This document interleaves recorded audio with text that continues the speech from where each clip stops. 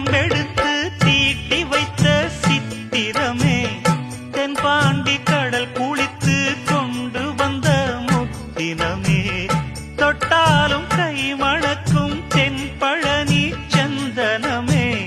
தென்காசி தூரலிலே கண் விழித்த செண்பகமே